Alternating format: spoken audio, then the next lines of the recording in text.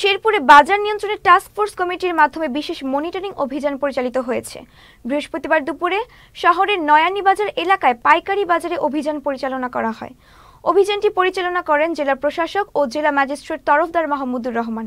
এই সময় অতিরিক্ত জেলা প্রশাসক মোহাম্মদ রাজিব উল আহসান, সহকারী কমিশনার ভূমি গাজী আশিক বাহার ও জেলা কৃষি বিপণন কর্মকর্তা ফাতেমা খাতুন সহ অনেকে উপস্থিত ছিলেন। মূলত আমি টাস্ক ফোর্স কমিটির সঙ্গে আমি এসেছি একটু বাজার দেখার জন্য।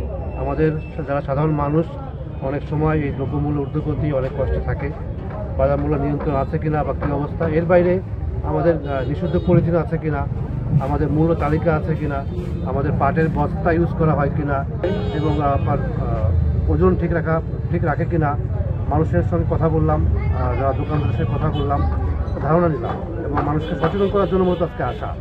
আজকে কাউকে হয়তো কিছু কিছু ক্ষেত্রে আমরা কিছু আইনের বরখলাপ দেখেছি, আজকে আমরা সাজা দিইনি। আমরা বলেছি নেক্সট থেকে যদি পাটের ব্যাগ ব্যবহার না করতে দেখি, মূল্য তালিকা না দেখি, কোনো এক্সকিউজ হবে না, নেক্সট থেকে আমরা কঠোর কার্যক্রম গ্রহণ করব।